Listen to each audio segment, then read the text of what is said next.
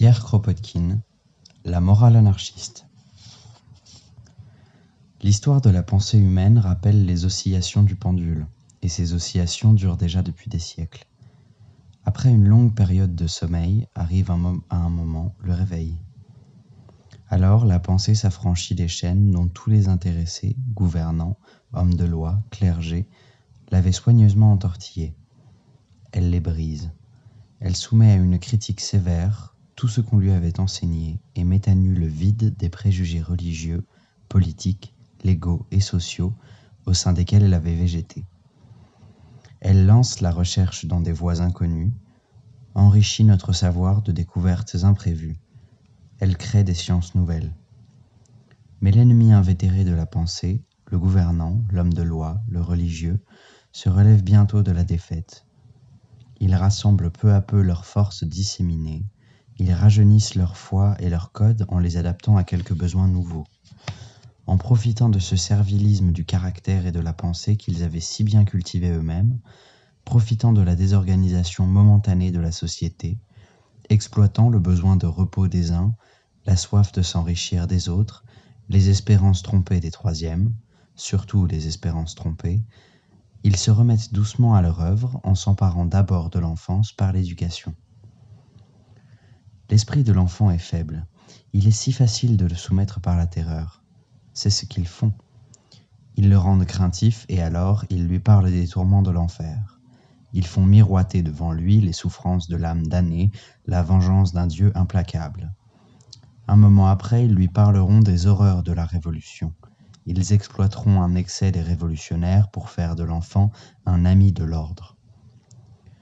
Le religieux l'habituera à l'idée de loi pour le faire mieux obéir à ce qu'il appellera la loi divine, et l'avocat lui parlera de loi divine pour le faire mieux obéir à la loi du code.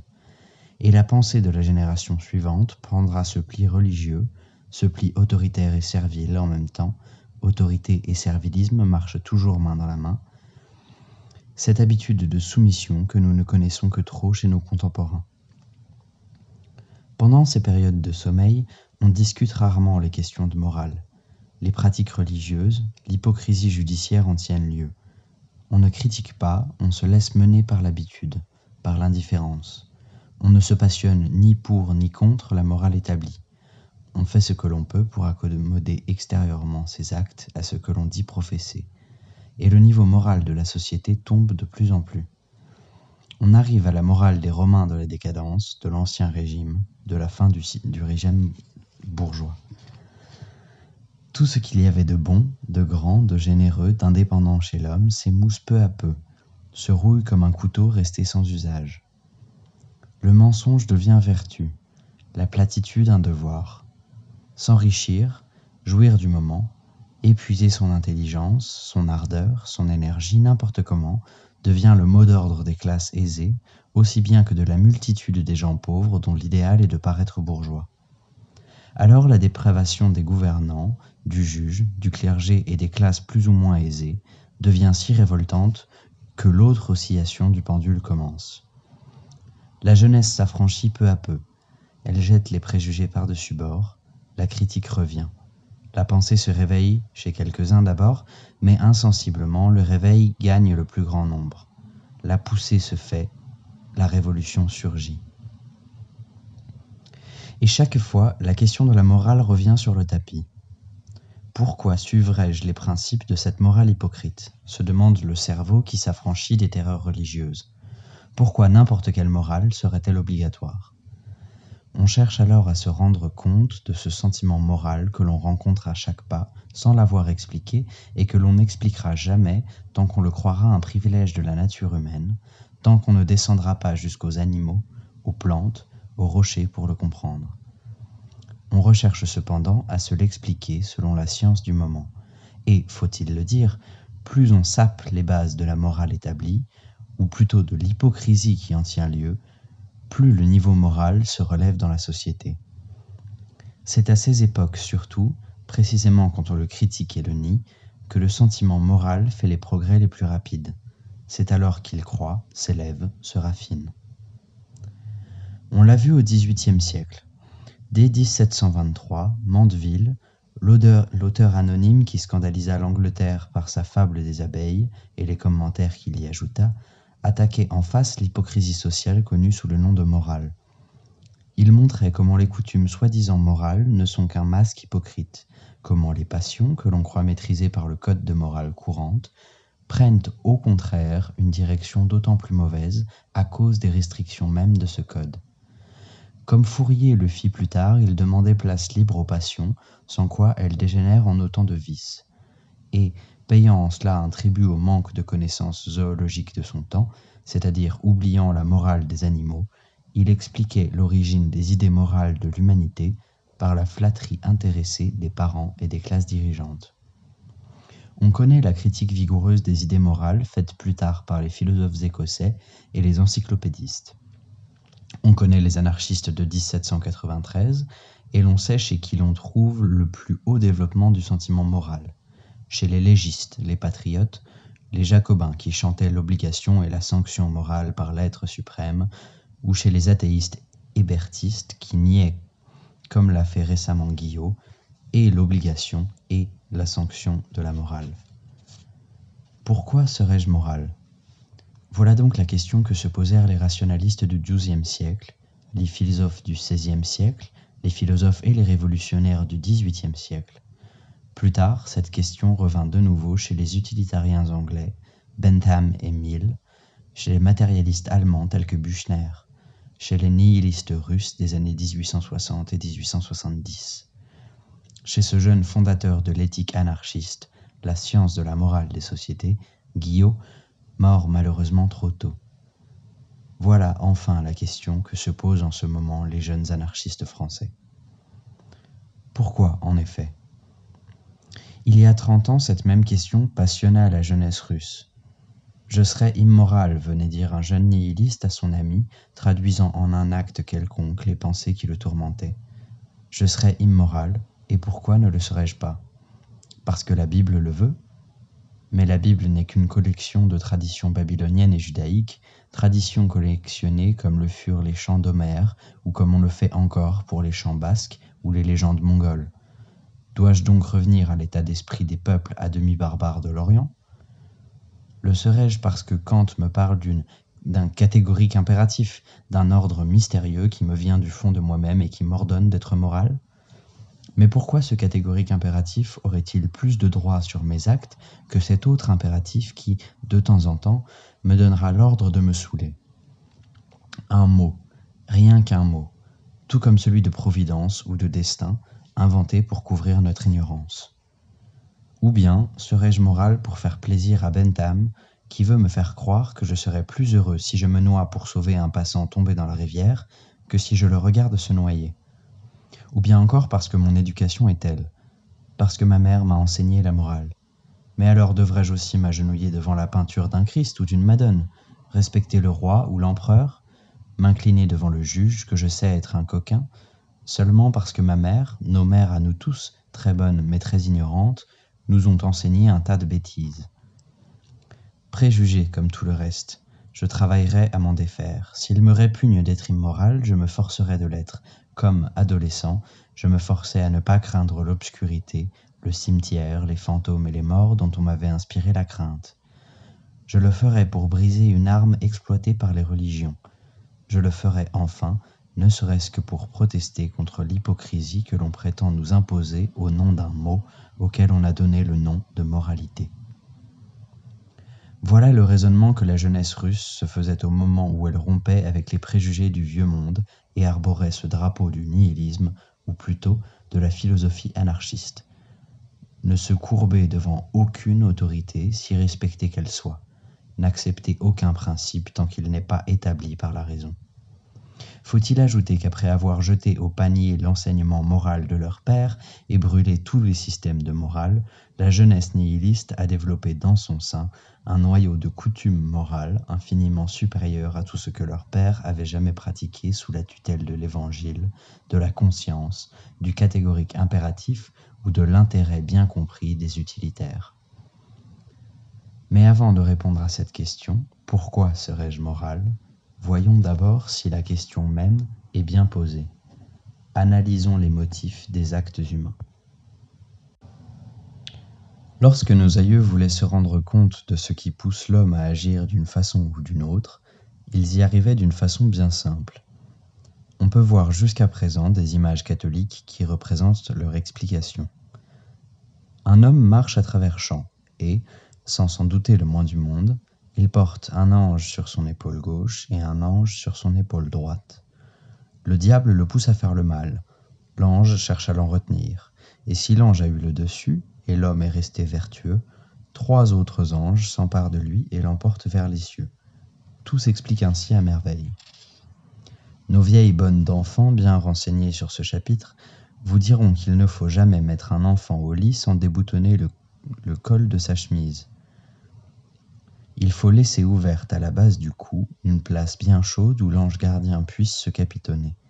Sans cela, le diable tourmenterait l'enfant jusque dans son sommeil. Ces conceptions naïves s'en vont, mais si les vieux mots disparaissent, l'essence reste toujours la même. La gent éduquée ne croit plus au diable, mais comme ses idées ne sont pas plus rationnelles que celles de nos bonnes d'enfants, elle déguise le diable et l'ange sous un verbiage scolastique honoré du nom de philosophie. Au lieu de diable, on dira aujourd'hui la chair, les passions.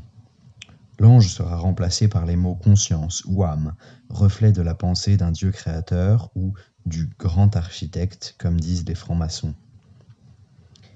Mais les actes de l'homme sont toujours représentés comme le résultat d'une lutte entre 2 éléments hostiles.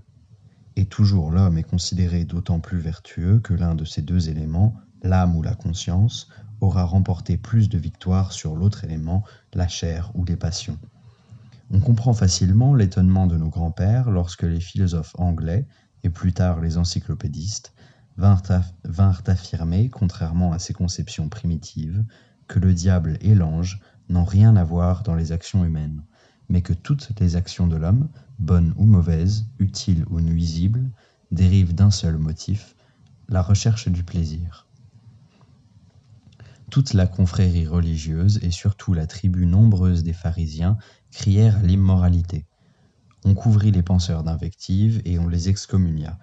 Et lorsque plus tard, dans le courant de notre siècle, les mêmes idées furent reprises par Bentham, John Stuart Mill, Tchernychevski et tant d'autres, et que ces penseurs vinrent affirmer et prouver que l'égoïsme ou la recherche du plaisir est le vrai motif de toutes nos actions, les malédictions redoublèrent.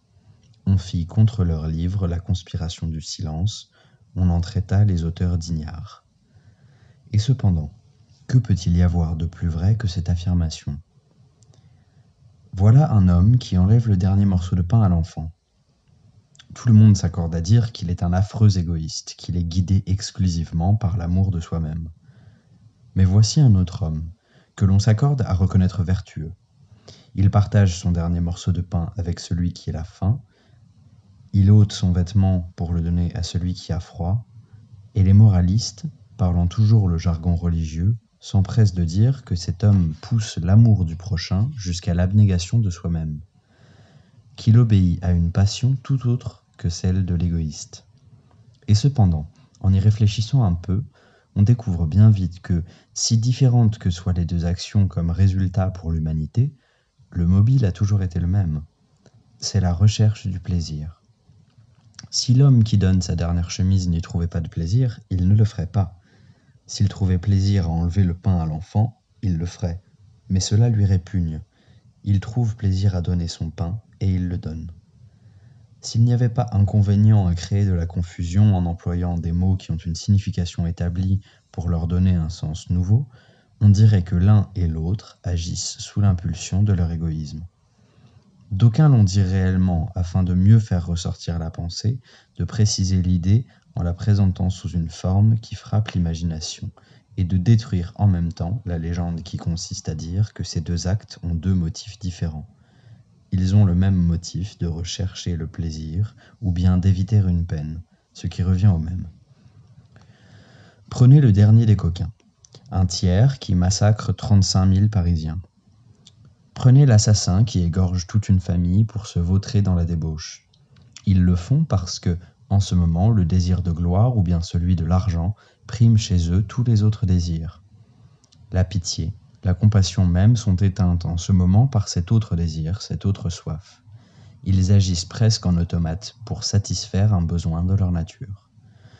Ou bien, laissant de côté les fortes passions, prenez l'homme petit, qui trompe ses amis, qui ment à chaque pas, soit pour soutirer à quelqu'un la valeur d'une chope, soit par vantardise, soit par ruse. Prenez le bourgeois, qui vole sou à sou ses ouvriers pour acheter une parure à sa femme ou à sa maîtresse. Prenez n'importe quel petit coquin. Celui-là encore ne fait qu'obéir à un penchant. Il cherche la satisfaction d'un besoin. Il cherche à éviter ce qui, pour lui, serait une peine. On a presque honte de comparer ce petit coquin à quelqu'un qui sacrifie toute son existence pour la libération des opprimés et monte à l'échafaud comme une nihiliste russe, tant les résultats de ces deux existences sont différents pour l'humanité, tant nous nous sentons attirés vers l'une et repoussés par l'autre. Et cependant, si vous parliez à ce martyr, à la femme qu'on va pendre, lors même qu'elle va monter à l'échafaud, elle vous dirait qu'elle ne donnerait ni sa vie de bête traquée par les chiens du tsar, ni sa mort, en échange de la vie du petit coquin qui vit de sous volés aux travailleurs. Dans son existence, dans la lutte contre les monstres puissants, elle trouve ses plus hautes jouissances. Tout le reste, en dehors de cette lutte, toutes les petites joies du bourgeois et ses petites misères, lui semblent si mesquines, si ennuyeuses, si tristes. « Vous ne vivez pas, vous végétez », répondrait-elle. « Moi, j'ai vécu. » Nous parlons évidemment des actes réfléchis, conscients de l'homme, en nous réservant de parler plus tard de cette immense série d'actes inconscients, presque machinaux, qui remplissent une part si immense de notre vie. Eh bien, dans ces actes conscients ou réfléchis, l'homme recherche toujours ce qui lui fait plaisir. Un tel se saoule et se réduit chaque jour à l'état de brute, parce qu'il cherche dans le vin l'excitation nerveuse qu'il ne trouve pas dans son système nerveux. Tel autre ne se saoule pas, il renonce au vin, lors même qu'il y trouve plaisir, pour conserver la fraîcheur de la pensée et la plénitude de ses forces, afin de pouvoir goûter d'autres plaisirs qu'il préfère à ceux du vin. Mais que fait-il sinon agir comme le gourmet qui, après avoir parcouru le menu d'un grand dîner, renonce à un plat qu'il aime, cependant, pour se gorger d'un autre plat qu'il lui préfère. Quoi qu'il fasse, l'homme recherche toujours un plaisir, ou bien il évite une peine. Lorsqu'une femme se prive du dernier morceau de pain pour le donner au premier venu, lorsqu'elle ôte sa dernière loque pour en couvrir une autre femme qui a froid et grelotte elle-même sur le pont du navire, elle le fait parce qu'elle souffrirait infiniment plus de voir un homme qui a faim ou une femme qui a froid que de grelotter elle-même ou de souffrir elle-même la faim. Elle évite une peine dont ceux seuls qui l'ont sentie eux-mêmes peuvent apprécier l'intensité. Quand cet Australien cité par Guillot dépérit à l'idée qu'il n'a pas encore vengé la mort de son parent, quand il s'étiole, rongé par la conscience de sa lâcheté, et ne revient à la vie qu'après avoir accompli l'acte de vengeance, il fait un acte, parfois héroïque, pour se débarrasser d'un sentiment qui l'obsède, pour reconquérir la paix intérieure qui est le suprême plaisir. Quand une troupe de singes a vu l'un des siens tomber sous la balle du chasseur et vient assiéger sa tente pour lui réclamer le cadavre, malgré les menaces du fusil, lorsqu'enfin le vieux de la bande entre carrément, menace d'abord le chasseur, le supplie ensuite et le force enfin par ses gémissements dans la forêt, les singes obéissent à un sentiment de condoléance plus fort que toutes les considérations de sécurité personnelle. Ce sentiment prime en eux tous les autres. La vie même perd pour eux ses attraits, tant qu'ils ne se sont pas assurés qu'ils ne peuvent plus ramener leurs camarades à la vie. Ce sentiment devient si oppressif que les pauvres bêtes risquent tout pour s'en débarrasser. Lorsque les fourmis se jettent par milliers dans les flammes d'une fourmilière que cette bête méchante, l'homme, a allumée, et périssent par centaines pour sauver leurs larves, elles obéissent encore à un besoin, celui de sauver leur progéniture. Elles risquent tout pour avoir le plaisir d'emporter ces larves qu'elles ont élevées avec plus de soin que mainte bourgeoise n'a élevé ses enfants. Enfin, lorsqu'un infusoire évite un rayon trop fort de chaleur et va rechercher un rayon tiède, ou lorsqu'une plante tourne ses fleurs vers le soleil ou referme ses feuilles à l'approche de la nuit, ces êtres obéissent encore au besoin d'éviter la peine et de rechercher le plaisir, tout comme la fourmi, le singe, l'Australien, le martyr chrétien ou le martyr anarchiste. Rechercher le plaisir, éviter la peine, c'est le fait général, d'autres diraient la loi, du monde organique. C'est l'essence même de la vie. Sans cette recherche de l'agréable, la vie même serait impossible. L'organisme se désagrégerait, la vie cesserait. Ainsi, quelle que soit l'action de l'homme, quelle que soit sa ligne de conduite, il le fait toujours pour obéir à un besoin de sa nature. L'acte le plus répugnant, comme l'acte indifférent ou le plus attrayant, sont tous également dictés par un besoin de l'individu. En agissant d'une manière ou d'une autre, l'individu agit ainsi parce qu'il y trouve un plaisir, parce qu'il évite de cette manière ou croit éviter une peine. Voilà un fait parfaitement établi. Voilà l'essence de ce que l'on a appelé la théorie de l'égoïsme. Eh bien, sommes-nous plus avancés après être arrivés à cette conclusion générale? Oui, certes, nous le sommes. Nous avons conquis une vérité et détruit un préjugé qui est à la racine de tous les préjugés. Toute la philosophie matérialiste, dans ses rapports avec l'homme, est dans cette conclusion. Mais s'ensuit-il que tous les actes de l'individu soient indifférents ainsi qu'on s'est empressé d'en conclure? C'est ce que nous allons voir. Nous avons vu que les actions de l'homme, réfléchies ou conscientes, plus tard nous parlerons des habitudes inconscientes, ont toutes la même origine. Celles que l'on appelle vertueuses et celles que l'on dénomme vicieuses, les plus grands dévouements comme les petites escroqueries, les actes attrayants aussi bien que les actes répulsifs, dérivent tous de la même source. Tous sont faits pour répondre à un besoin de la nature de l'individu. Tous ont pour but la recherche du plaisir, le désir d'éviter une peine. Nous l'avons vu dans le chapitre précédent, qui n'est qu'un résumé très succinct d'une masse de faits qui pourraient être cités à l'appui. On comprend que cette explication fasse pousser des cris à ceux qui sont encore imbus des principes religieux. Elle ne laisse pas de place au surnaturel. Elle abandonne l'idée de l'âme immortelle. Si l'homme n'agit toujours qu'en obéissant aux besoins de sa nature, s'il n'est pour ainsi dire qu'un automate conscient, que devient l'âme immortelle? Que devient l'immortalité, ce dernier refuge de ceux qui n'ont connu que peu de plaisir et trop de souffrance, et qui rêvent de trouver une compensation dans l'autre monde? On comprend que, grandi dans les préjugés, peu confiant dans la science, qui les a si souvent trompés, guidés par le sentiment plutôt que par la pensée, ils repoussent une explication qui leur ôte le dernier espoir. Mais que dire de ces révolutionnaires qui, depuis le siècle passé jusqu'à nos jours, chaque fois qu'ils entendent pour la première fois une explication naturelle des actions humaines, la théorie de l'égoïsme si on veut, s'empressent d'en tirer la même conclusion que le jeune nihiliste dont nous parlions au début et qui s'empresse de crier « à bas la morale ».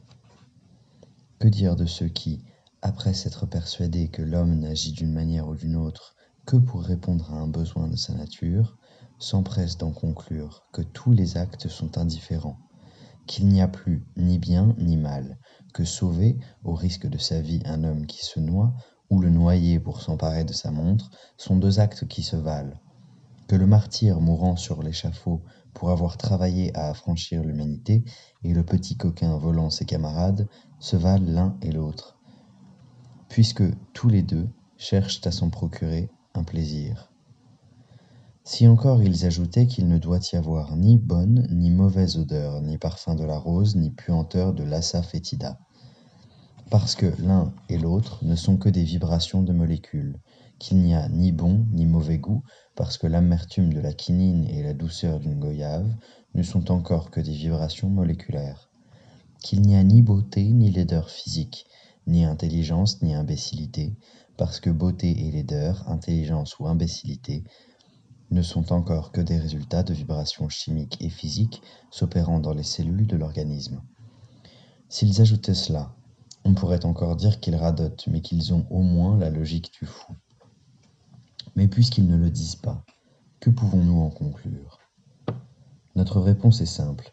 Mandeville, qui raisonnait de cette façon en 1723 dans la fable des abeilles, le nihiliste russe des années 1860 à 1870, tel anarchiste parisien de nos jours, raisonnent ainsi parce que, sans s'en rendre compte, ils restent toujours embourbés dans les préjugés de leur éducation chrétienne. Si athéistes, si matérialistes ou si anarchistes qu'ils se croient, ils raisonnent exactement comme raisonnaient les pères de l'Église ou les fondateurs du bouddhisme. Ces bons vieux nous diraient en effet: l'acte sera bon s'il représente une victoire de l'âme sur la chair, il sera mauvais si c'est la chair qui a pris le dessus sur l'âme. Il sera indifférent si ce n'est ni l'un ni l'autre.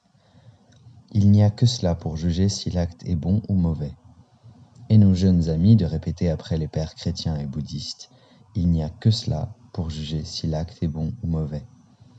Les pères de l'Église disaient: voyez les bêtes, elles n'ont pas d'âme immortelle, leurs actes sont simplement faits pour répondre à un des besoins de leur nature. C'est pourquoi il ne peut y avoir chez les bêtes ni bons ni mauvais actes. Tous sont indifférents. Et c'est pourquoi il n'y aura pour les bêtes ni paradis, ni enfer, ni récompense, ni châtiment. Et nos jeunes amis de reprendre le refrain de saint Augustin et de saint Sakyamuni, et de dire: l'homme n'est qu'une bête, ses actes sont simplement faits pour répondre à un besoin de sa nature, c'est pourquoi il ne peut y avoir pour l'homme ni bon ni mauvais actes. Ils sont tous indifférents. C'est toujours cette maudite idée de punition et de châtiment qui se met en travers de la raison. C'est toujours cet héritage absurde de l'enseignement religieux professant qu'un acte est bon s'il vient d'une inspiration surnaturelle et indifférent si l'origine surnaturelle lui manque. C'est encore et toujours chez ceux-mêmes qui en rient le plus fort l'idée de l'ange sur l'épaule droite et du diable sur l'épaule gauche. Chassez le diable et l'ange, et je ne saurais plus vous dire si tel acte est bon ou mauvais, car je ne connais pas d'autre raison pour le juger. Le curé est toujours là, avec son diable et son ange, et tout le vernis matérialiste ne suffit pas pour le cacher. Et ce qui est pire encore, le juge, avec ses distributions de fouets aux uns et ses récompenses civiques pour les autres, est toujours là, et les principes mêmes de l'anarchie ne suffisent pas pour déraciner l'idée de punition et de récompense. Eh bien, nous ne voulons ni du curé ni du juge, et nous disons simplement: l'assa fétida pue, le serpent me mord, le menteur me trompe. La plante, le reptile et l'homme, tous trois, obéissent à un besoin de la nature, soit. Eh bien moi, j'obéis aussi à un besoin de ma nature, en haïssant la plante qui pue, la bête qui tue par son venin, et l'homme qui est encore plus venimeux que la bête. Et j'agirai en conséquence, sans m'adresser pour cela ni au diable, que je ne connais d'ailleurs pas, ni au juge, que je déteste bien plus encore que le serpent. Moi et tous ceux qui partagent mes antipathies, nous obéissons aussi à un besoin de notre nature, et nous verrons lequel des deux a pour lui la raison et partant la force. C'est ce que nous allons voir, et par cela même nous verrons que si les saints Augustins n'avaient pas d'autre base pour distinguer entre le bien et le mal, le monde animal en a une autre bien plus efficace. Le monde animal en général, depuis l'insecte jusqu'à l'homme, sait parfaitement ce qui est bien et ce qui est mal, sans compter pour cela ni la Bible ni la philosophie.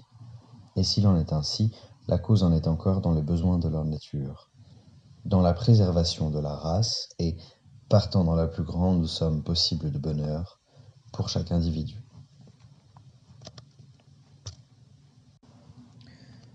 Pour distinguer entre ce qui est bien et ce qui est mal, les théologiens mosaïques, bouddhistes, chrétiens et musulmans avaient recours à l'inspiration divine. Ils voyaient que l'homme, qu'il soit sauvage ou civilisé, illettré ou savant, pervers ou bon et honnête, sait toujours qu'il s'agit bien, s'il agit bien ou s'il agit mal. Et le sait surtout quand il agit mal. Mais ne trouvant pas d'explication à ce fait général, ils y ont vu une inspiration divine. Les philosophes métaphysiciens nous ont parlé à leur tour de conscience, d'impératifs mystiques, ce qui d'ailleurs n'était qu'un changement de mots. Mais ni les uns ni les autres n'ont su constater ce fait si simple et si frappant que les animaux vivant en société savent aussi distinguer entre le bien et le mal, tout à fait comme l'homme. Et ce qui est plus que leurs conceptions sur le bien et le mal sont absolument du même genre que celles de l'homme. Chez les représentants les mieux développés de chaque classe séparée, poissons, insectes, oiseaux, mammifères, elles sont même identiques. Les penseurs du XVIIIe siècle l'avaient bien remarqué, mais on l'a oublié depuis. et c'est à nous qu'il revient maintenant de faire ressortir toute l'importance de ce fait. Forel, cet observateur inimitable des fourmis, a démontré par une masse d'observations et de faits que lorsqu'une fourmi qui a bien rempli de miel son jabot rencontre d'autres fourmis au ventre vide, celle-ci lui demande immédiatement à manger.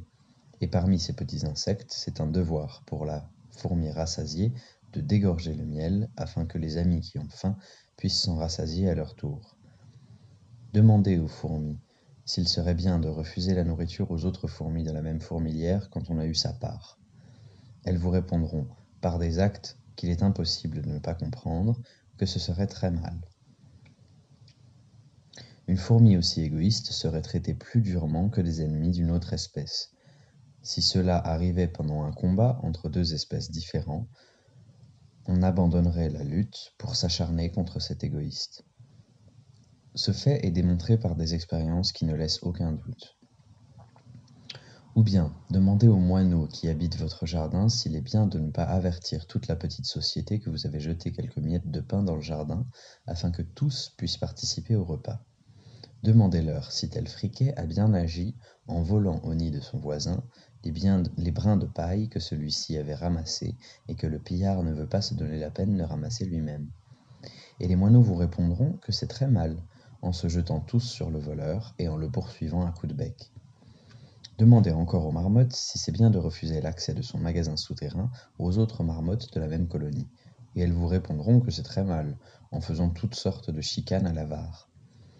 Demandez enfin à l'homme primitif au Tchouktch, par exemple, si c'est bien de prendre à manger dans la tente d'un des membres de la tribu en son absence, et il vous répondra que si l'homme pouvait lui-même se procurer sa nourriture, c'eût été très mal.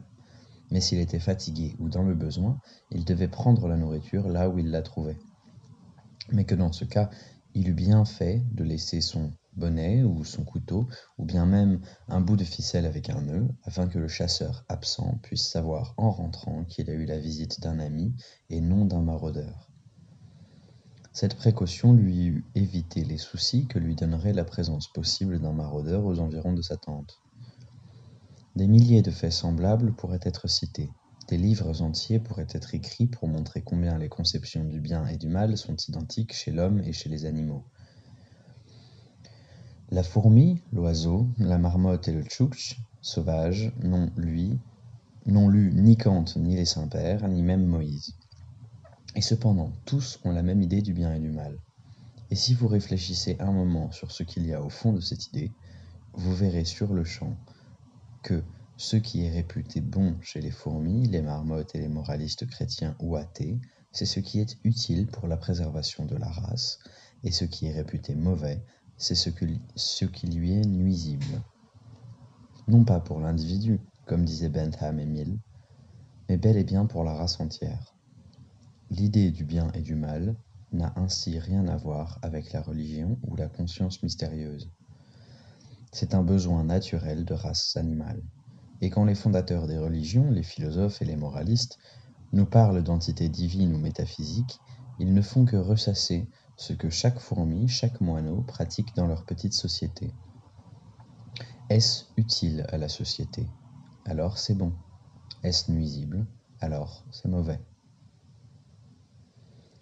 Cette idée peut être très rétrécie chez les animaux inférieurs, ou bien elle s'élargit chez les animaux les plus avancés, mais son essence reste toujours la même. Chez les fourmis, elle ne sort pas de la fourmilière. Toutes les coutumes sociables, toutes les règles de bienséance ne sont applicables qu'aux individus de la même fourmilière. Il faut dégorger la nourriture aux membres de la fourmilière, jamais aux autres. Une fourmilière ne fera pas une seule famille avec une autre fourmilière, à moins de circonstances exceptionnelles telles que la détresse commune à toutes les deux. De même, les moineaux du Luxembourg, tout en se supportant mutuellement d'une manière frappante, feront une guerre acharnée à un moineau du Squarmonge qui oserait s'aventurer au Luxembourg. Et le Tchouktch considérera un Tchouktch d'une autre tribu comme un personnage auquel les usages de la tribu ne s'appliquent pas. Il est même permis de lui vendre. Vendre, c'est toujours plus ou moins voler l'acheteur. Sur les deux, il y a toujours un dupe. Tandis que ce serait un crime de vendre aux membres de sa tribu. À ceux-ci, on donne, sans jamais compter. et l'homme civilisé, comprenant enfin les rapports intimes, quoique imperceptibles au premier coup d'œil entre lui et le dernier des Papuas, étendra ses principes de solidarité sur toute l'espèce humaine, et même sur les animaux. L'idée s'élargit, mais le fond reste toujours le même. D'autre part, la conception du bien et du mal varie selon le degré d'intelligence ou de connaissance acquise. Elle n'a rien d'immuable. L'homme primitif pouvait trouver très bon, c'est-à-dire très utile à la race, de manger ses vieux parents quand ils devenaient une charge, très lourde au fond, pour la communauté.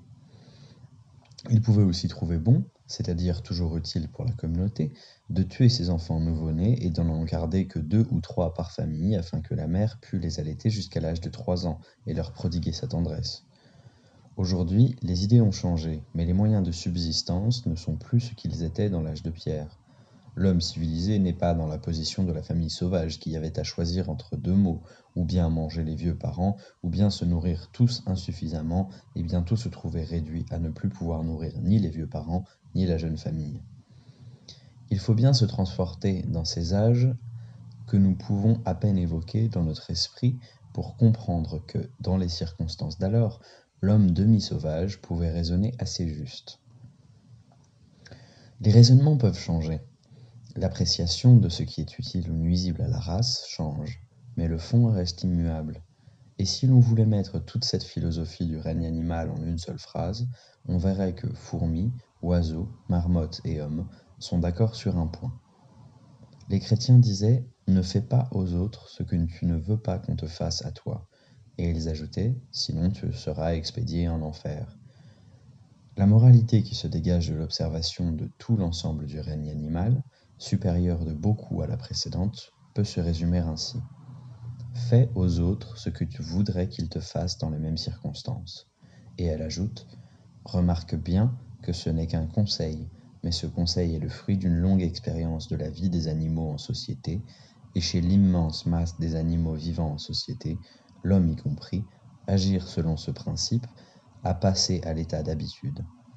Sans cela, d'ailleurs, aucune société ne pourrait exister, aucune ne pourrait vaincre les obstacles naturels contre lesquels elle a à lutter. Ce principe si simple est-il bien ce qui se dégage de l'observation des animaux sociables et des sociétés humaines? Est-il applicable? Et comment ce principe passe-t-il à l'état d'habitude et se développe toujours? C'est ce que nous allons voir maintenant. L'idée du bien et du mal existe dans l'humanité. L'homme, quelque degré de développement intellectuel qu'il ait atteint, quelque obscurci que soient ses idées par les préjugés et l'intérêt personnel, considère généralement comme bon ce qui est utile à la société dans laquelle il vit, et comme mauvais ce qui lui est nuisible. Mais d'où vient cette conception, très souvent si vague qu'à peine pourrait-on la distinguer d'un sentiment? Voilà des millions et des millions d'êtres humains qui jamais n'ont réfléchi à l'espèce humaine. Ils n'en connaissent pour la plupart que le clan ou la famille, rarement la nation, et encore plus rarement l'humanité. Comment se peut-il qu'ils puissent considérer comme bon ce qui est utile à l'espèce humaine, ou même arriver à un sentiment de solidarité avec leur clan, malgré leurs instincts étroitement égoïstes? Ce fait a beaucoup occupé les penseurs de tout temps. Il continue de les occuper, et il ne se passe pas d'années que des livres ne soient écrits sur ce sujet. À notre tour, nous allons donner notre vue des choses, mais relevons en passant que si l'explication du fait peut varier, le fait lui-même n'en reste pas moins incontestable. Et lors même que notre explication ne serait pas encore la vraie, ou qu'elle ne serait pas complète, le fait, avec ses conséquences pour l'homme, resterait toujours. Nous pouvons ne pas nous expliquer entièrement l'origine des planètes qui roulent autour du Soleil. Les planètes rouleront néanmoins, et l'une nous emporte avec elle dans l'espace. Nous avons déjà parlé de l'explication religieuse. Si l'homme distingue entre le bien et le mal, disent les hommes religieux, c'est que Dieu lui a inspiré cette idée. Utile ou nuisible, il n'a pas à discuter, il n'a qu'à obéir à l'idée de son Créateur. Ne nous arrêtons pas à cette explication, fruit des terreurs et de l'ignorance du sauvage. Passons. D'autres, comme Hobbes, ont cherché à l'expliquer par la loi. Ce serait la loi qui aurait développé chez l'homme le sentiment du juste et de l'injuste, du bien et du mal. Nos lecteurs apprécieront eux-mêmes cette explication. Ils savent que la loi a simplement utilisé les sentiments sociaux de l'homme pour lui glisser, avec des préceptes de morale qu'il acceptait, des ordres utiles à la minorité des exploiteurs contre lesquels il se rebiffait. Elle a perverti le sentiment de justice au lieu de le développer. Donc, passons encore. Ne nous arrêtons pas non plus à l'explication des utilitaires. Ils veulent que l'homme agisse moralement par intérêt personnel, et ils oublient ses sentiments de solidarité avec la race entière, qui existent quelle que soit leur origine. Il y a déjà un peu de vrai dans leur explication, mais ce n'est pas encore la vérité entière. Aussi, allons plus loin. C'est encore et toujours aux penseurs du XVIIIe siècle qu'il appartient d'avoir deviné en partie du moins l'origine du sentiment moral.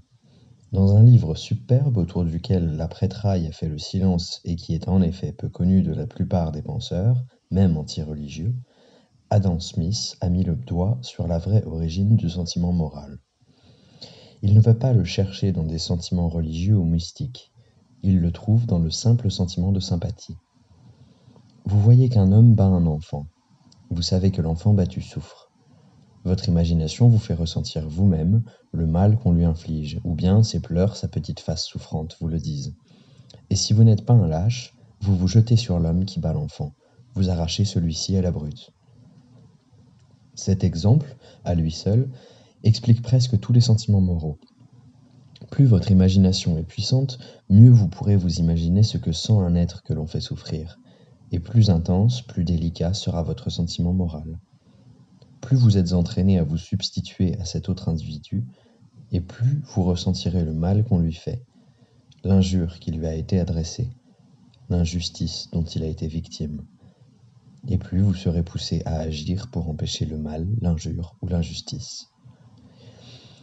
Et plus vous serez habitué par les circonstances, par ceux qui vous entourent, ou par l'intensité de votre propre pensée et de votre propre imagination, à agir dans le sens où votre pensée et votre imagination vous poussent, plus ce sentiment moral grandira en vous, plus il deviendra habitude.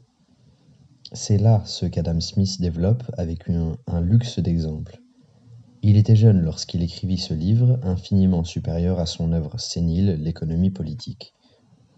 Libre de tout préjugé religieux, il chercha l'explication morale dans un fait physique de la nature humaine, et c'est pourquoi, pendant un siècle, la prêtraille en soutane ou sans soutane a fait le silence autour de ce livre. La seule faute d'Adam Smith est de n'avoir pas compris que ce même sentiment de sympathie, passé à l'état d'habitude, existe chez les animaux tout aussi bien que chez l'homme. N'en déplaise au vulgarisateur de Darwin, ignorant chez lui tout ce qu'il n'avait pas emprunté à Malthus, le sentiment de solidarité est le trait prédominant de la vie de tous les animaux qui vivent en société. L'aigle dévore le moineau, le loup dévore les marmottes, mais les aigles et les loups s'aident entre eux pour chasser, et les moineaux et les marmottes se solidarisent si bien contre les animaux de proie que les maladroits seuls se laissent pincer. En toute société animale, la solidarité est une loi, un fait général de la nature. Infiniment plus importante que cette lutte pour l'existence dont les bourgeois nous chantent la vertu sur tous les refrains, afin de mieux nous abrutir. Quand nous étudions le monde animal et que nous cherchons à nous rendre compte de la lutte pour l'existence soutenue par chaque être vivant contre les circonstances adverses et contre ses ennemis, nous constatons que plus le principe de solidarité égalitaire est développé dans une société animale et passé à l'état d'habitude, plus elle a de chances de survivre et de sortir triomphante de la lutte contre les intempéries et contre ses ennemis. Mieux chaque membre de la société sent sa solidarité avec chaque autre membre de la société, mieux se développent en eux tous ces deux qualités qui sont les facteurs principaux de la victoire et de tout progrès. Le courage d'une part et d'autre part la libre initiative de l'individu. Et plus au contraire telle société animale ou tel petit groupe d'animaux perd ce sentiment de solidarité, ce qui arrive à la suite d'une misère exceptionnelle, plus les deux autres facteurs du progrès, le courage et l'initiative individuelle, diminuent. Ils finissent par disparaître et la société, tombée en décadence, succombe devant ses ennemis. Sans confiance mutuelle, point de lutte possible, point de courage, point d'initiative, point de solidarité et point de victoire. C'est la défaite assurée. Nous reviendrons un jour sur ce sujet, et nous pourrons démontrer avec luxe de preuves comment dans le monde animal et humain, la loi de l'appui mutuel est la loi du progrès, et comment l'appui mutuel, ainsi que le courage et l'initiative individuelle qui en découlent, assurent la victoire à l'espèce qui sait mieux les pratiquer. Pour le moment, il nous suffira de constater ce fait. Le lecteur comprendra lui-même toute son importance pour la question qui nous occupe. Que l'on s'imagine maintenant ce sentiment de solidarité agissant à travers les millions d'âges qui se sont succédés depuis que les premières ébauches d'animaux sont apparues sur le globe.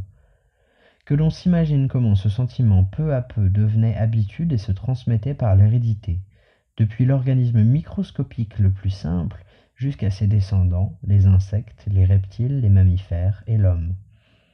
Et l'on comprendra l'origine du sentiment moral, qui est une nécessité pour l'animal, tout comme la nourriture ou l'organe destiné à la digérer.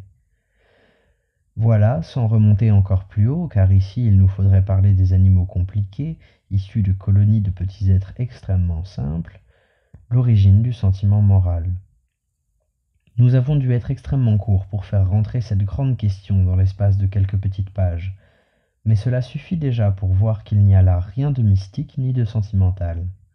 Dans cette solidarité de l'individu avec l'espèce, le règne animal ne se serait jamais... Sans cette solidarité de l'individu avec l'espèce, le règne animal ne se serait jamais développé ni perfectionné. L'être le plus avancé sur la Terre serait encore un de ces petits grumeaux qui nagent dans les eaux et qui s'aperçoivent à peine au microscope. Existerait-il même, car les premières agrégations de cellules ne sont-elles pas déjà un fait d'association dans la lutte? Ainsi nous voyons qu'en observant les sociétés animales, non pas en bourgeois intéressés, mais en simple observateur intelligent, on arrive à constater que ce principe, traite les autres comme tu aimerais à être traité par eux dans des circonstances analogues, se retrouve partout où il y a société. Et quand on étudie de plus près le développement ou l'évolution du monde animal, on découvre, avec le zoologiste Kessler et l'économiste Tchernychevski, que ce principe traduit par un seul mot, solidarité, a eu, dans le développement du règne animal, une part infiniment plus grande que toutes les adaptations pouvant résulter d'une lutte entre individus pour l'acquisition d'avantages personnels. Il est évident que la pratique de la solidarité se rencontre encore plus dans les sociétés humaines. Déjà, les sociétés des singes les plus élevées dans l'échelle animale nous offrent une pratique de la solidarité des plus frappantes. L'homme fait encore un pas dans cette voie, et cela seul lui permet de préserver sa race chétive au milieu des obstacles que lui oppose la nature, et de développer son intelligence. Quand on étudie les sociétés de primitifs, restés jusqu'à présent au niveau de l'âge de pierre, on voit dans leur petite communauté la solidarité pratiquée au plus haut degré envers tous les membres de la communauté. Voilà pourquoi ce sentiment, cette pratique de la solidarité ne cesse jamais, pas même aux époques les plus mauvaises de l'histoire. Lors même que des circonstances temporaires de domination, de servitude, d'exploitation font méconnaître ce principe, il reste toujours dans la pensée du grand nombre, si bien qu'il amène une poussée contre les mauvaises institutions, une révolution. Cela se comprend. Sans cela, la société devrait périr. Pour l'immense majorité des animaux et des hommes, ce sentiment reste et doit rester à l'état d'habitude acquise, de principe toujours présent à l'esprit, alors même qu'on le méconnaît souvent dans les actes. C'est toute l'évolution du règne animal qui parle en nous, et elle est longue, très longue, elle compte des centaines de millions d'années. Lors même que nous voudrions nous en débarrasser, nous ne le pourrions pas. Il serait plus facile à l'homme de s'habituer à marcher sur ses quatre pattes que de se débarrasser du sentiment moral. Il est antérieur dans l'évolution animale à la posture droite de l'homme. Le sens moral est en nous une faculté naturelle, tout comme le sens de l'odorat et le sens du toucher. Quant à la loi et à la religion, qui, elles aussi, ont prêché ce principe, nous savons qu'elles l'ont simplement escamoté pour en couvrir leurs marchandises, leur prescription à l'avantage du conquérant, de l'exploiteur et du prêtre. Sans ce principe de solidarité dont la justesse est généralement reconnue, comment aurait-elle eu la prise sur les esprits? Elles s'en couvraient l'une et l'autre, tout comme l'autorité qui, elle aussi, réussit à s'imposer en se posant pour protectrice des faibles contre les forts. En jetant par-dessus bord la loi, la religion et l'autorité, l'humanité reprend possession du principe moral qu'elle s'était laissé enlever afin de le soumettre à la critique et de le purger des adultérations dont le prêtre, le juge et le gouvernant l'avaient empoisonné et l'empoisonnent encore. Mais nier le principe moral parce que l'Église et la loi l'ont exploité serait aussi peu raisonnable que de déclarer qu'on ne se lavera jamais, qu'on mangera du porc infesté de trichine, et qu'on ne voudra pas de la possession communale du sol, parce que le Coran prescrit de se laver chaque jour, parce que l'hygiéniste Moïse défendait aux Hébreux de manger le porc, ou parce que la charia, le supplément du Coran, veut que toute terre restée inculte pendant 3 ans retourne à la communauté. D'ailleurs, ce principe de traiter les autres comme on veut être traité soi-même, qu'est-il sinon le principe même de l'égalité, le principe fondamental de l'anarchie? Et comment peut-on seulement arriver à se croire anarchiste sans le mettre en pratique? Nous ne voulons pas être gouvernés, mais par cela même ne déclarons-nous pas que nous ne voulons gouverner personne. Nous ne voulons pas être trompés, nous voulons qu'on nous dise toujours rien que la vérité, mais par cela même ne déclarons-nous pas que nous-mêmes ne voulons tromper personne, que nous nous engageons à dire toujours la vérité, rien que la vérité, toute la vérité. Nous ne voulons pas qu'on nous vole les fruits de notre labeur, mais par cela même ne déclarons-nous pas respecter les fruits du labeur d'autrui. De quel droit, en effet, demanderions-nous qu'on nous traitât d'une certaine façon en nous réservant de traiter les autres d'une façon tout à fait différente? Serions-nous par hasard cet os blanc des Kirghizes qui peut traiter les autres comme bon lui semble? Notre simple sentiment d'égalité se révolte à cette idée. L'égalité dans les rapports mutuels et la solidarité qui en résultent nécessairement, voilà l'arme la plus puissante du monde animal dans la lutte pour l'existence. Et l'égalité, c'est l'équité. En nous déclarant anarchistes, nous proclamons d'avance que nous renonçons à traiter les autres comme nous ne voudrions pas être traités par eux, que nous ne tolérerons plus l'inégalité qui permettrait à quelques-uns d'entre nous d'exercer leur force ou leur ruse ou leur habileté d'une façon qui nous déplairait à nous-mêmes. Mais l'égalité en tout, synonyme d'équité, c'est l'anarchie même. Au diable l'os blanc qui s'arroge le droit de tromper la simplicité des autres. Nous n'en voulons pas, et nous le supprimerons au besoin. Ce n'est pas seulement à cette trinité abstraite de loi, de religion et d'autorité que nous déclarons la guerre. En devenant anarchistes, nous déclarons la guerre à tout ce flot de tromperies, de ruses, d'exploitation, de dépravation, de vices, d'inégalité, en un mot, qu'elles ont déversé dans les cœurs de nous tous. Nous déclarons guerre à leur manière d'agir, à leur manière de penser. Le gouverner, le tromper, l'exploiter, la prostituer, et ainsi de suite, blesse avant tout nos sentiments d'égalité. C'est au nom de l'égalité que nous ne voulons plus ni prostituer, ni exploiter, ni tromper, ni gouverner. On nous dira peut-être, on l'a dit quelquefois, mais si vous pensez qu'il faille toujours traiter les autres comme vous voudriez être traité vous-même, de quel droit userez-vous de la force dans n'importe quelle circonstance? De quel droit braquer des canons contre des barbares ou des civilisés qui envahissent votre pays? De quel droit déposséder l'exploiteur? De quel droit tuer non seulement un tyran mais une simple vipère? De quel droit? Qu'entendez-vous par ce mot baroque emprunté à la loi? Voulez-vous savoir si j'aurai conscience de bien agir en faisant cela?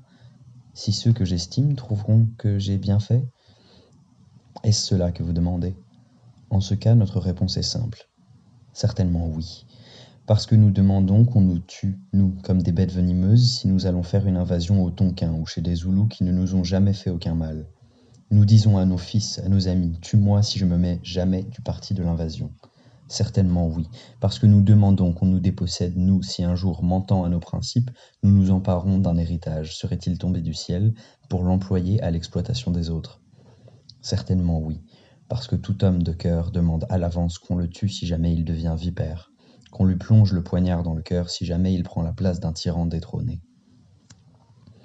Sur 100 hommes ayant femme et enfants, il y en aura 90 qui, sentant l'approche de la folie, la perte du contrôle cérébral sur leurs actions, chercheront à se suicider de peur de faire du mal à ceux qu'ils aiment. Chaque fois qu'un homme de cœur se sent devenir dangereux à ceux qu'il aime, il veut mourir avant de l'être devenu.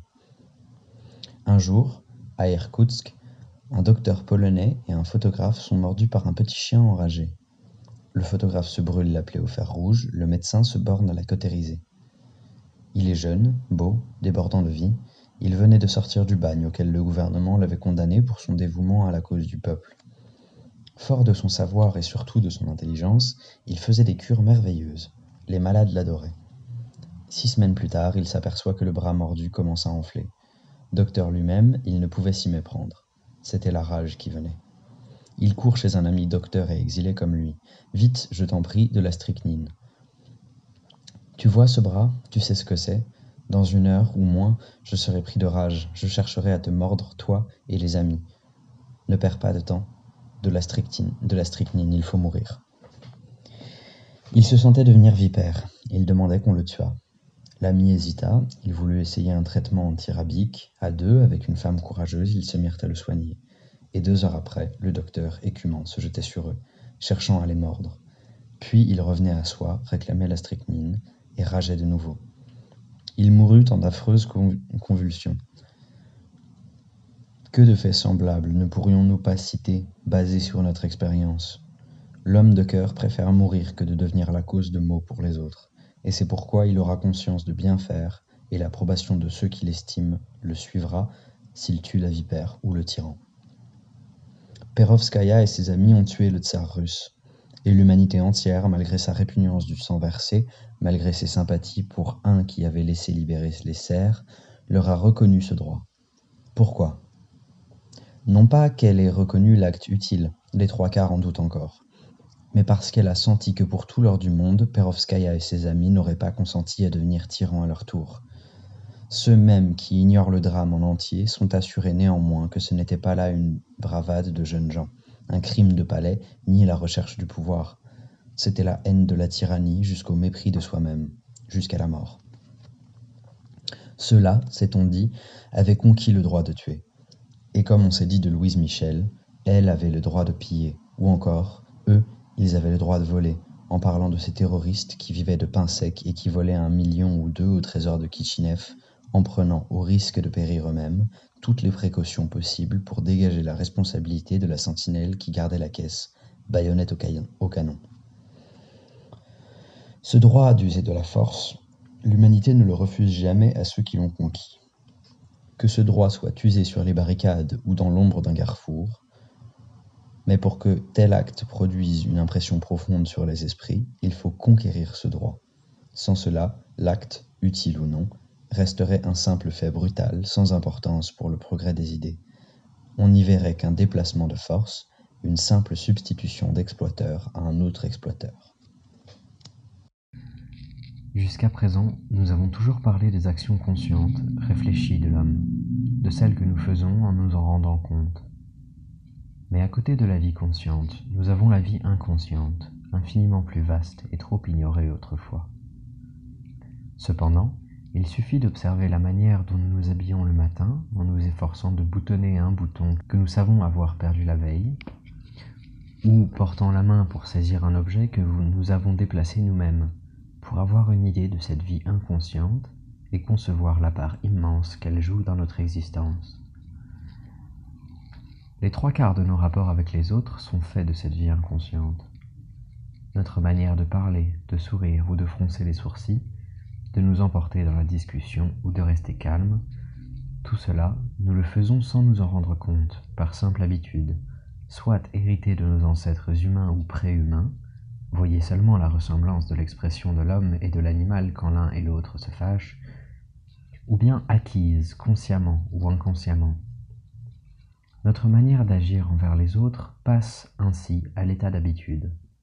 Et l'homme qui aura acquis le plus d'habitude morale sera certainement supérieur à ce bon chrétien qui prétend être toujours poussé par le diable à faire le mal et qui ne peut s'en empêcher qu'en évoquant les souffrances de l'enfer ou les joies du paradis.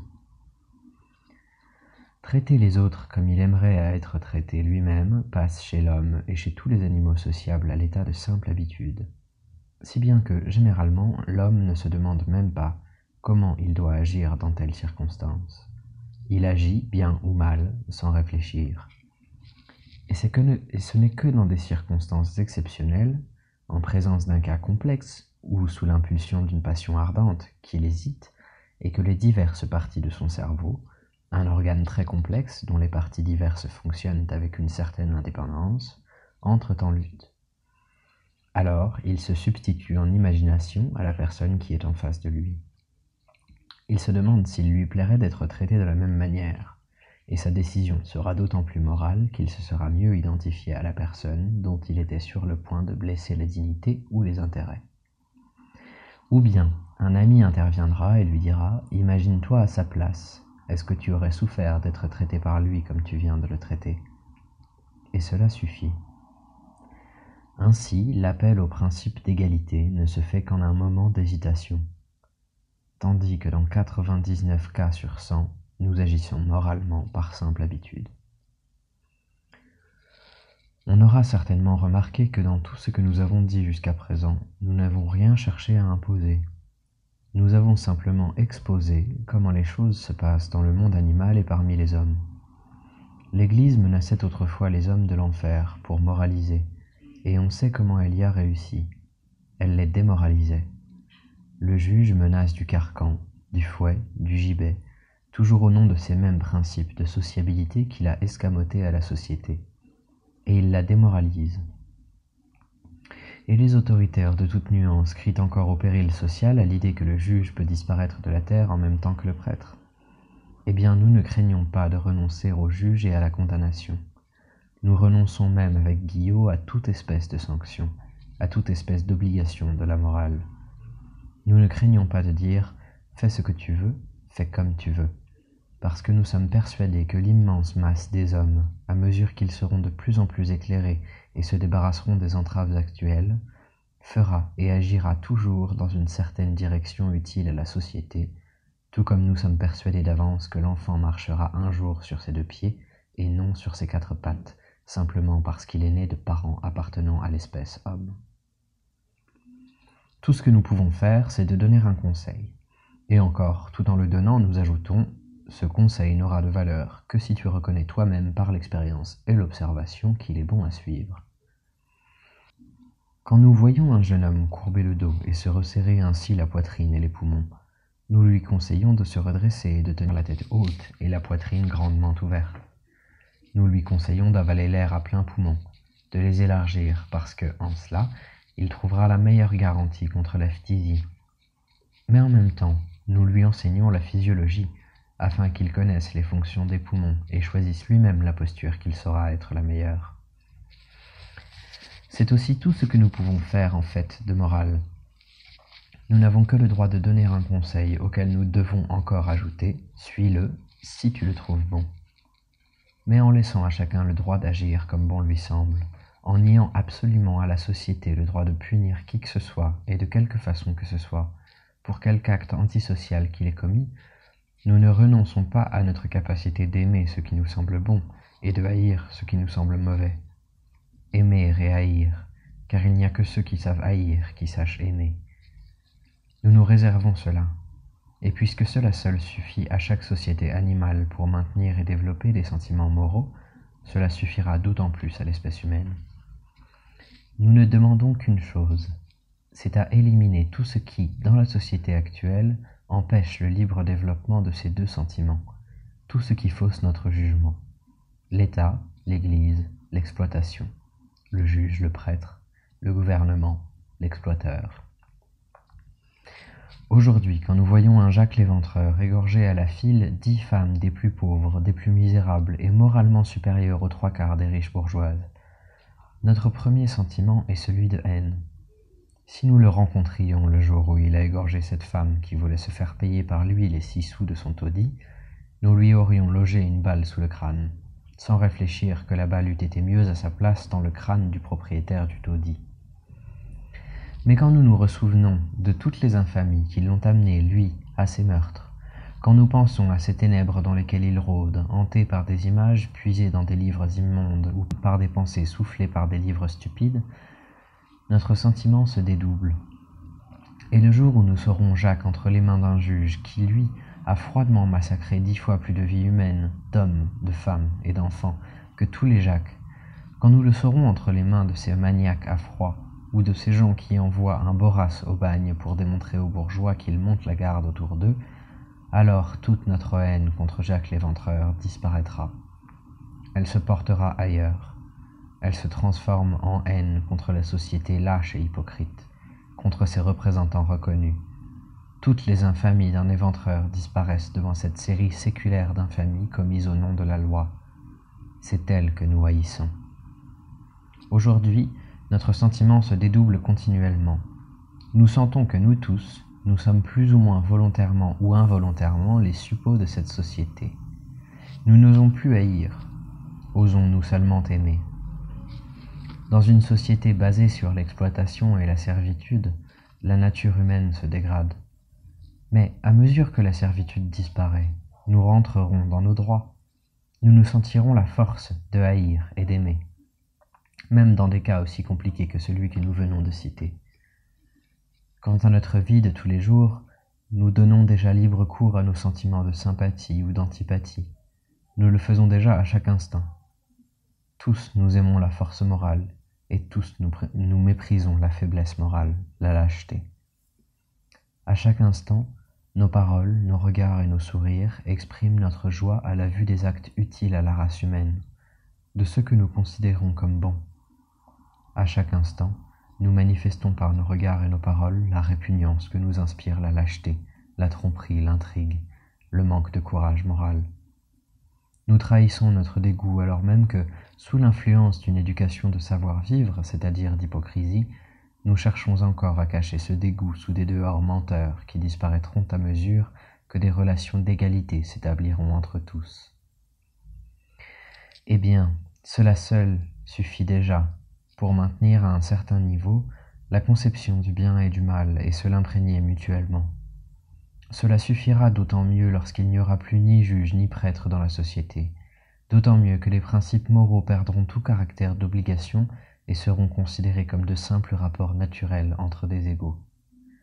Et cependant, à mesure que ces rapports s'établissent, une conception morale encore plus élevée surgit dans la société, et c'est cette conception que nous allons analyser. Jusqu'à présent, dans toute notre analyse, nous n'avons fait qu'exposer de simples principes d'égalité. Nous nous sommes révoltés, et nous avons invité les autres à se révolter contre ceux qui s'arrogent le droit de traiter autrui comme ils ne voudraient nullement être traités eux-mêmes, contre ceux qui ne voudraient être ni trompés, ni exploités, ni brutalisés, ni prostitués, mais qui le font à l'égard des autres. Le mensonge, la brutalité, et ainsi de suite, avons-nous dit, sont répugnants, non parce qu'ils sont désapprouvés par les codes de moralité, nous ignorons ces codes. Ils sont répugnants parce que le mensonge, la brutalité, etc.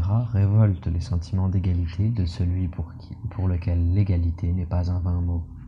Ils révoltent surtout celui qui est réellement anarchiste dans sa façon de penser et d'agir. Mais rien que ce principe si simple, si naturel, et si évident, s'il était généralement appliqué dans la vie, constituerait déjà une morale très élevée comprenant tout ce que les moralistes ont prétendu enseigner. Le principe égalitaire résume les enseignements des moralistes, mais il contient aussi quelque chose de plus. Et ce quelque chose est le respect de l'individu. En proclamant notre morale égalitaire et anarchiste, nous refusons de nous arroger le droit que les moralistes ont toujours prétendu exercer, celui de mutiler l'individu au nom d'un certain idéal qu'ils croyaient bon. Nous ne reconnaissons ce droit à personne. Nous n'en voulons pas pour nous. Nous reconnaissons la liberté pleine et entière de l'individu.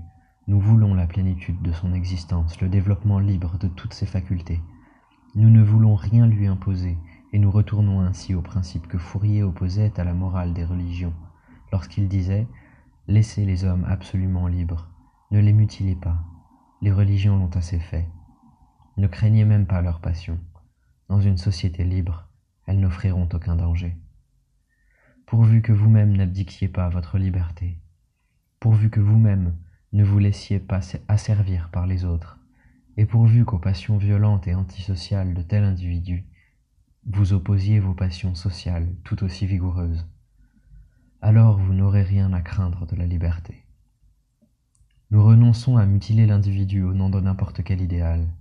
Tout ce que nous nous réservons, c'est de franchement exprimer nos sympathies et nos antipathies pour ce que nous trouvons bon ou mauvais.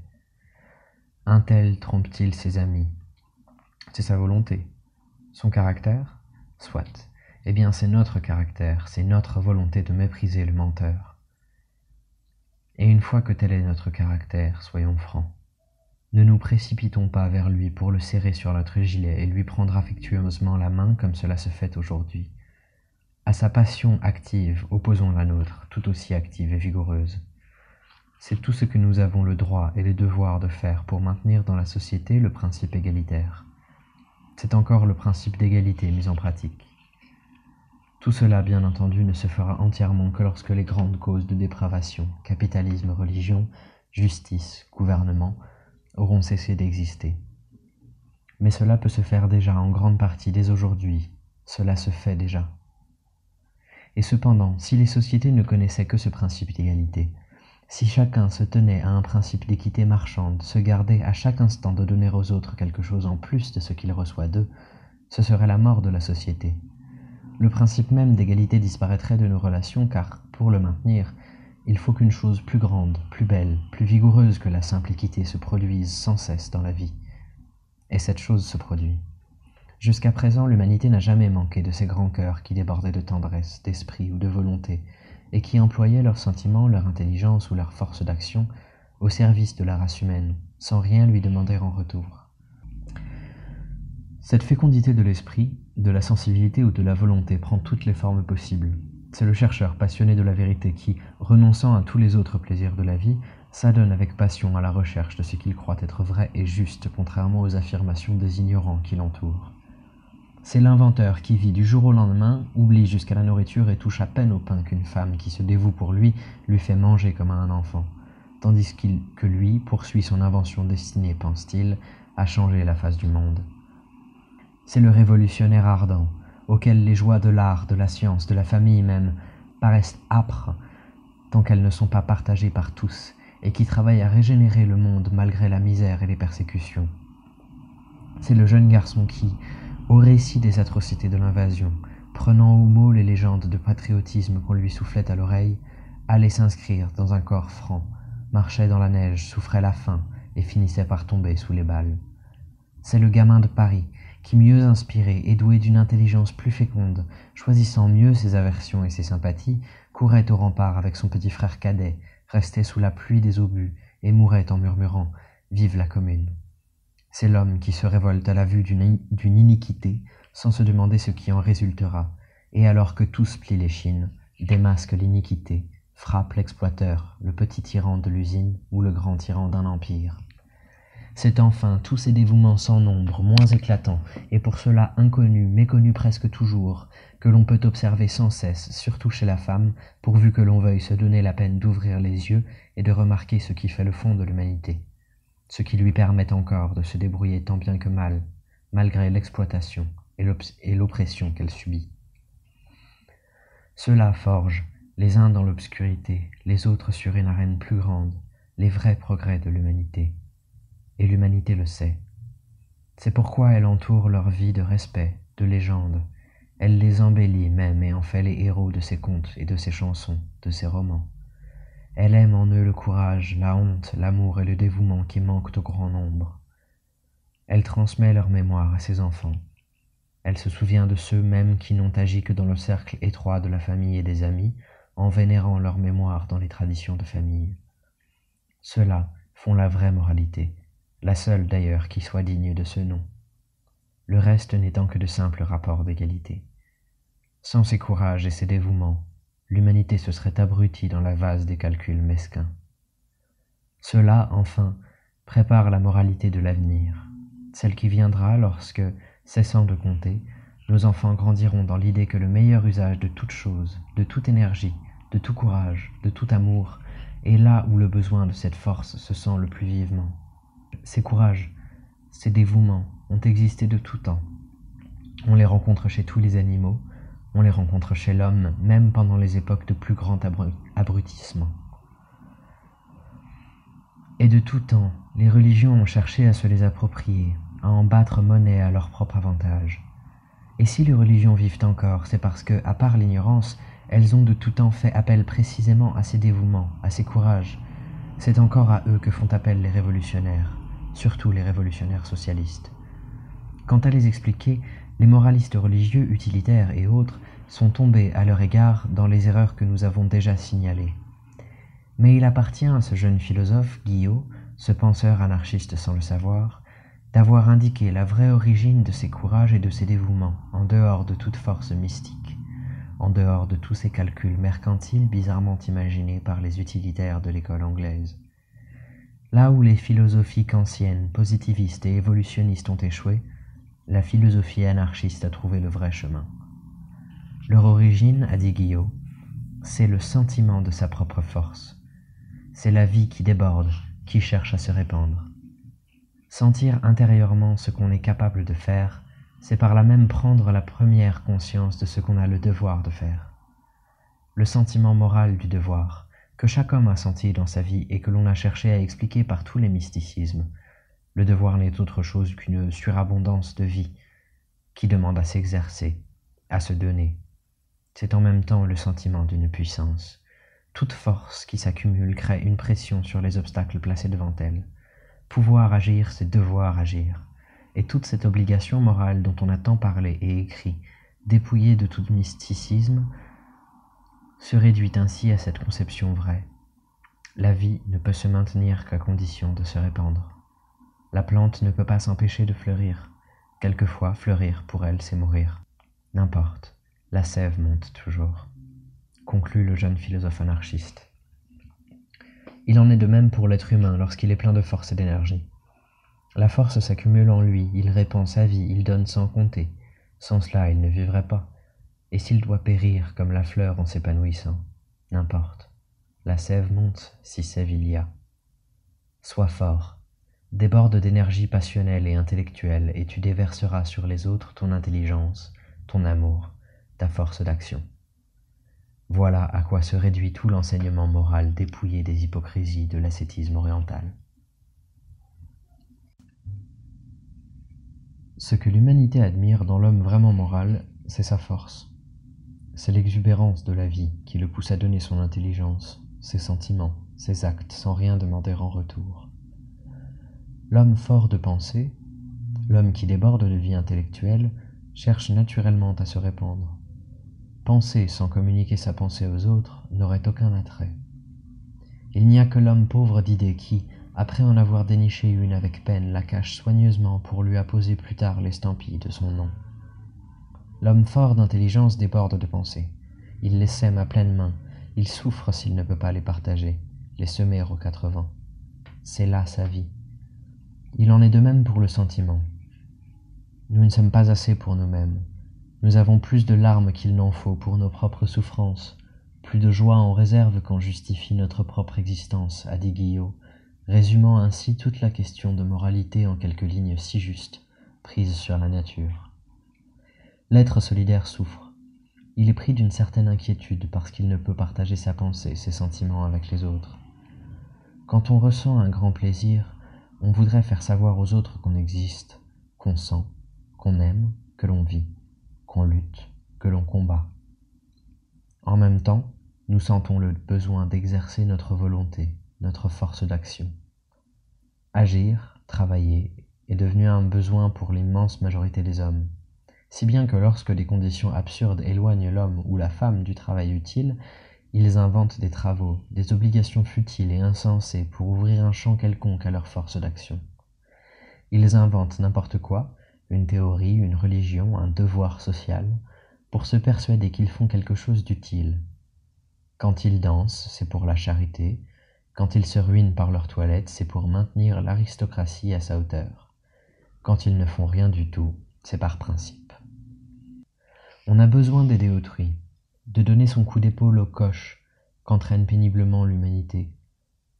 En tout cas, en bourdonne autour, dit Guillot. Ce besoin de donner son coup d'épaule est si grand qu'on le retrouve chez tous les animaux sociables, si inférieurs qu'ils soient. Et toute cette immense activité qui chaque jour se dépense si inutilement en politique, qu'est-ce sinon le besoin de donner son coup d'épaule au coche ou de bourdonner autour? Certainement, cette fécondité de la volonté, cette soif d'action, quand elle n'est accompagnée que d'une sensibilité pauvre et d'une intelligence incapable de créer, ne donnera qu'un Napoléon Ier ou un Bismarck, des toqués qui voulaient faire marcher le monde à rebours. D'autre part, une fécondité de l'esprit, dénuée cependant de sensibilité bien développée, donnera ses fruits secs, les savants, qui ne font qu'arrêter le progrès de la science. Et enfin, la sensibilité, non guidée par une intelligence assez vaste, produira ces femmes prêtes à tout sacrifier à une brute quelconque sur laquelle elles versent tout leur amour. Pour être réellement féconde, la vie doit l'être en intelligence, en sentiment et en volonté à la fois. Mais alors, cette fécondité dans toutes les directions, c'est la vie, la seule chose qui mérite ce nom. Pour un moment de cette vie, ceux qui l'ont entrevue donnent des années d'existence végétative.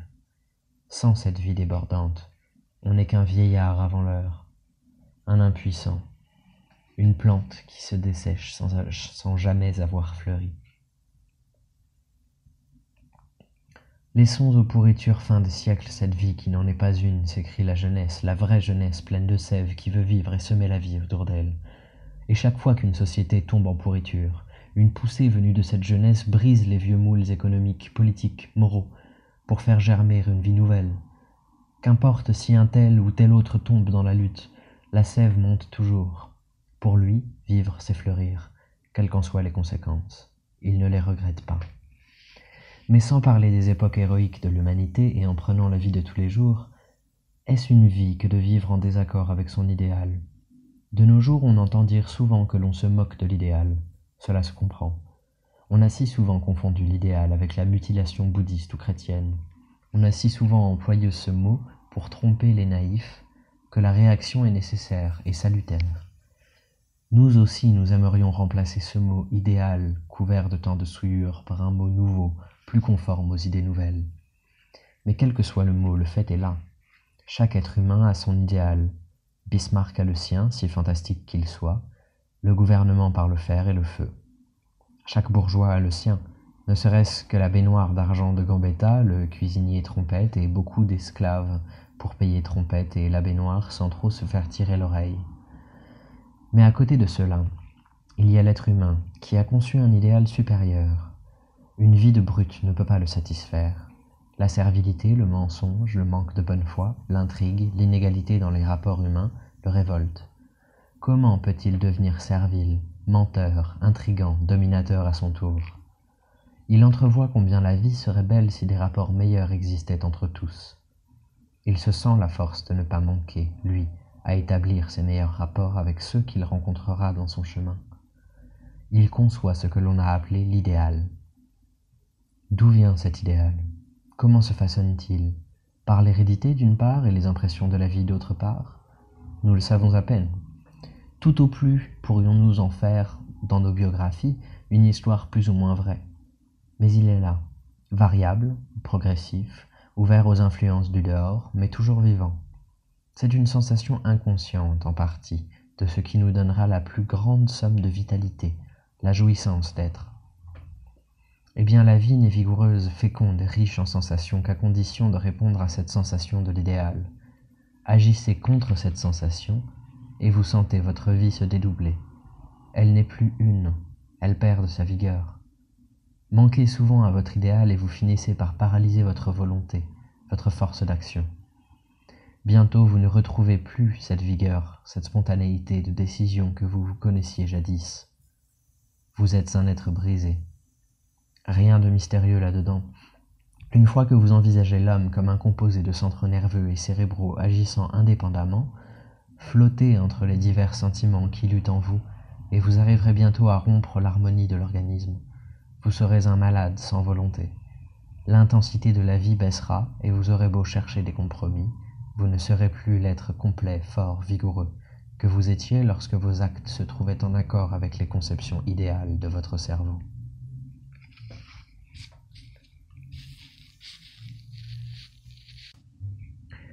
Et maintenant, disons, avant de terminer, un mot de ces deux termes issus de l'école anglaise, altruisme et égoïsme, dont on nous écorche continuellement les oreilles. Jusqu'à présent, nous n'en avons même pas parlé dans cette étude. C'est que nous ne voyons même pas la distinction que les moralistes anglais ont cherché à introduire. Quand nous disons « traitons les autres comme nous voulons être traités nous-mêmes », est-ce de l'égoïsme ou de l'altruisme que nous recommandons ? Quand nous nous élevons plus haut, que nous disons « le bonheur de chacun est intimement lié au bonheur de tous ceux qui l'entourent », On peut avoir par hasard quelques années de bonheur relatif dans une société basée sur le malheur des autres, mais ce bonheur est bâti sur le sable. Il ne peut pas durer. La moindre des choses suffit pour le briser. Et il est misérablement petit en comparaison du bonheur possible dans une société d'égaux. Aussi, chaque fois que tu viseras le bien de tous, tu agiras bien. Quand nous disons cela, est-ce de l'altruisme ou de l'égoïsme que nous prêchons? Nous constatons simplement un fait. Et quand nous ajoutons, en paraphrasant une parole de Guillot, « Sois fort, sois grand dans tous tes actes, développe ta vie dans toutes les directions, sois aussi riche que possible en énergie, et pour cela sois l'être le plus social et le plus sociable, si tu tiens à jouir d'une vie pleine, entière et féconde. » Guidé toujours par une intelligence richement développée, lutte, risque. Le risque a ses jouissances immenses. Jette tes forces sans les compter, tant que tu en as, dans tout ce que tu sentiras être beau et grand, et alors tu auras joui de la plus grande somme possible de bonheur. Sois un avec les masses, et alors, quoi qu'il t'arrive dans la vie, tu sentiras battre avec toi précisément les cœurs que tu estimes, et battre contre toi ceux que tu méprises. Quand nous disons cela, est-ce de l'altruisme ou de l'égoïsme que nous enseignons? Lutter, affronter le danger, se jeter à l'eau pour sauver non seulement un homme, mais un simple chat, se nourrir de pain sec pour mettre fin aux iniquités qui nous révoltent, se sentir d'accord avec ceux qui méritent d'être aimés, se sentir aimé par eux. Pour un philosophe infirme, tout cela est peut-être un sacrifice. Mais pour l'homme et la femme plein d'énergie, de force, de vigueur, de jeunesse, c'est le plaisir de se sentir vivre. Est-ce de l'égoïsme? Est-ce de l'altruisme? En général, les moralistes qui ont bâti leur système sur une opposition prétendue entre les sentiments égoïstes et les sentiments altruistes ont fait fausse route. Si cette opposition existait en réalité, si le bien de l'individu était réellement opposé à celui de la société, l'espèce humaine n'aurait pu exister. Aucune espèce animale n'aurait pu atteindre son développement actuel. Si les fourmis ne trouvaient un plaisir intense à travailler toutes pour le bien-être de la fourmilière n'existerait pas. Et la fourmi ne serait pas ce qu'elle est aujourd'hui, l'être le plus développé parmi les insectes, un insecte dont le cerveau, à peine perceptible sous le verre grossissant, est presque aussi puissant que le cerveau moyen de l'homme. Si les oiseaux ne trouvaient pas un plaisir intense dans leur migration, dans les soins qu'ils donnent à élever leur progéniture, dans l'action commune pour la défense de leur société contre les oiseaux rapaces, l'oiseau n'aurait pas atteint le développement auquel il est arrivé. Le type de l'oiseau aurait rétrogradé au lieu de progresser. Et quand Spencer prévoit un temps où le bien de l'individu se confondra avec le bien de l'espèce, il oublie une chose, c'est que si les deux n'avaient pas toujours été identiques, l'évolution même du règne animal n'aurait pu s'accomplir. Ce qu'il y a eu de tout temps, c'est qu'il s'est toujours trouvé, dans le monde animal comme dans l'espèce humaine, un grand nombre d'individus qui ne comprenaient pas que le bien de l'individu et celui de l'espèce sont au fond identiques. Ils ne comprenaient pas que vivre d'une vie intense étant le but de chaque individu, ils trouvent la plus grande intensité de la vie dans la plus grande sociabilité, dans la plus parfaite identification de soi-même avec tous ceux qui l'entourent. Mais ceci n'était qu'un manque d'intelligence, un manque de compréhension. De tout temps il y a eu des hommes bornés, de tout temps il y a eu des imbéciles, mais jamais, à aucune époque de l'histoire, ni même de la géologie, le bien de l'individu n'a été opposé à celui de la société. De tout temps, il restait identique, et ceux qui l'ont le mieux compris ont toujours joui de la vie la plus complète. La distinction entre l'égoïsme et l'altruisme est donc absurde à nos yeux. C'est pourquoi nous n'avons rien dit non plus de ces compromis que l'homme, à en croire les utilitariens, ferait toujours entre ses sentiments égoïstes et ses sentiments altruistes. Ces compromis n'existent pas pour l'homme convaincu. Ce qui existe, c'est que, réellement, dans les conditions actuelles, alors même que nous cherchons à vivre conformément à nos principes égalitaires, nous les sentons froissés à chaque pas. Si modeste que soit notre repas et notre lit, nous sommes encore des Rothschild en comparaison de celui qui couche sous les ponts et qui manque si souvent de pain sec. Si peu que nous donnions aux jouissances intellectuelles et artistiques, nous sommes encore des Rothschild en comparaison des millions qui rentrent le soir abrutis par le travail manuel, monotone et lourd, qui ne peuvent pas jouir de l'art et de la science et mourront sans jamais avoir connu ces hautes jouissances. Nous sentons que nous n'avons pas poussé le principe égalitaire jusqu'au bout, mais nous ne voulons pas faire de compromis avec ces conditions. Nous nous révoltons contre elles, elles nous pèsent, elles nous rendent révolutionnaires. Nous ne nous accommodons pas de ce qui nous révolte.